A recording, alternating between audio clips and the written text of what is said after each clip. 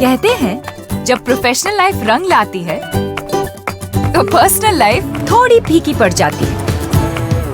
गलत, बस बैलेंस जरूरी है। जैसे एक्स्ट्रा लाल और एक्स्ट्रा तेज एक ही चिली पाउडर में हो सकते हैं। नेचुरल रेड और तीखेपन का परफेक्ट बैलेंस है सुरुचि तेजा लाल चिली पाउडर। खाने में हो रुचि तो घर लाइए सुरुचि। नमस्कार, वीकेबी टॉप 10 में आपका स्वागत है। आइए देखते हैं देश और दुनिया की टॉप 10 खबरें। सीबीआई ने कथित वसूली मामले में प्राथमिक जांच के बाद आखिरकार महाराष्ट्र के पूर्व गृह मंत्री अनिल देशमुख के खिलाफ एफआईआर दर्ज कर ली। इसके बाद शनिवार को सीबीआई ने ताबड़तोड़ अनिल देशमुख के नागपुर, काटोल व मुंबई के निवास सहित कई ठिकानों पर छापे मारे और वहां तलाशी कर रही है। देश में कोरोना महामारी की दूसरी लहर अभी भी अपनी प्रचंड रफ्तार बनाए हुए है। पिछले 24 घंटे में कोरोना संक्रमण के करीब 3.5 लाख मामले सामने आए हैं। इस दौरान 2624 लोगों की मौत हुई है। अच्छी खबर यह है कि करीब 2,20,000 लोग इस बीमारी को मात देने में सफल भी रहे हैं। स्वास्थ्य मंत्रालय के अनुसार देश में कोरोना संक्रमण 3,46,786 नए मरीज सामने आए हैं। देश की राष्ट्रीय राजधानी दिल्ली में अस्पतालों में एडमिट मरीजों के इलाज में ऑक्सीजन की किल्लत देखने को मिल रही है। दिल्ली के जयपुर गोल्डन हॉस्पिटल के डॉक्टर डीके बलूजा ने बताया कि बीती रात 20 मरीजों की मौत ऑक्सीजन की कमी की वजह से हो गई। हमारे पास सिर्फ 1.5 घंटे की ऑक्सीजन बची है। अभी भी 200 लोगों की जिंदगी खतरे में है। कोरोना वायरस के कारण बिगड़ते हालातों के बीच उत्तर प्रदेश के लखनऊ में ऑक्सीजन पहुंच गई है। आज सुबह करीब 6:30 बजे झारखंड के बोकारो से oxygen express train 30,000 litre liquid medical oxygen लेकर लखनऊ पहुंची। बोकारो से आई लिक्विड मेडिकल ऑक्सीजन से लखनऊ में आज की डिमांड आधी पूरी हो जाएगी।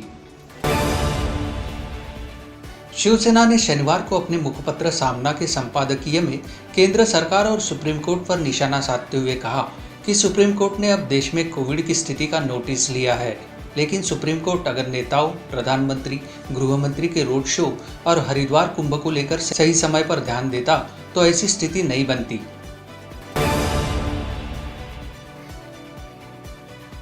सामना में नरक यही है क्या? इस टाइटल वाले संपादकीय में शिवसेना ने लिखा कि मोदी और उनके सहयोगियों को देश को स्वर्ग ही बनाना था। उसके लिए ही उन्होंने वोट मांगे, लेकिन अब देश श्मशान और कब्रिस्तान बनता नजर आ रहा है। कई सामुदायिक चिताएं जल रही है, कई अस्पताल खुद ही मरीजों के साथ जल रहे हैं। अच्छे दिन, स्वर्ग दूर ही रह गया, परंतु वह नर्क यही है क्या? सुप्रीम कोर्ट के वरिष्ठ जस्टिस एनवी रमन्ना शनिवार को देश के 48वें मुख्य न्यायाधीश बन गए।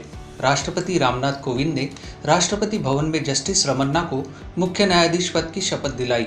चीफ जस्टिस शरद बोबड़े के 23 अप्रैल को सेवानिवृत्त होने के बाद आज जस्टिस एनवी रमन्ना ने 48वें मुख्य न्यायाधीश के रूप में शपथ ग्रहण की। जस्टिस रमन्ना का कार्यकाल 26 अगस्त 2022 तक होगा। उत्तराखंड में कोरोना के बढ़ते प्रकोप के बीच एक और मुसीबत सामने आ खड़ी हो गई है। भारत चीन सीमा के पास राज्य की नीति घाटी के सुमना में ग्लेशियर टूटने की सूचना मिली है। इस प्राकृतिक आपदा से 384 लोगों को सुरक्षित निकाला जा चुका है, जिनमें से 6 की हालत गंभीर बनी हुई है। वहीं अब तक 8 लोगों के शव भी बरामद हुए हैं। भारतीय सेना ने एक बार फिर देश के सामने मिसाल कायम की है, जिसके लिए वह बखूबी जानी जाती है। जब पूरा देश कोरोना की दूसरी सुनामी का सामना कर रहा है, ऐसे में वैक्सीनेशन प्रोग्राम और कोविड प्रोटोकॉल के पालन में जीरो टॉलरेंस के दोहरे प्रयोग से सेना ने अपने यहाँ संक्रमण की दर लगभग 0 पर लाकर समेट दी है।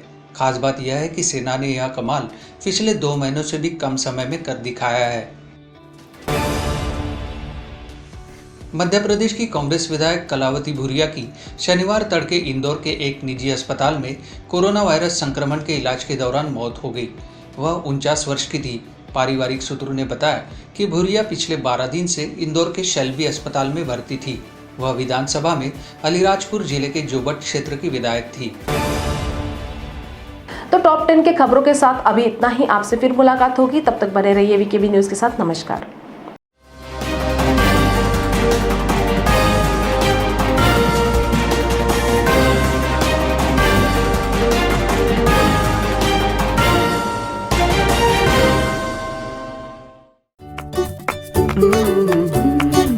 कहते हैं जब प्रोफेशनल लाइफ रंग लाती है तो पर्सनल लाइफ थोड़ी फीकी पड़ जाती है। गलत, बस बैलेंस जरूरी है। जैसे एक्स्ट्रा लाल और एक्स्ट्रा तेज एक ही चिली पाउडर में हो सकते हैं। नेचुरल रेड और तीखेपन का परफेक्ट बैलेंस है सुरुचि तेजा लाल चिली पाउडर। खाने में हो रुचि तो घर लाइए सुरुचि।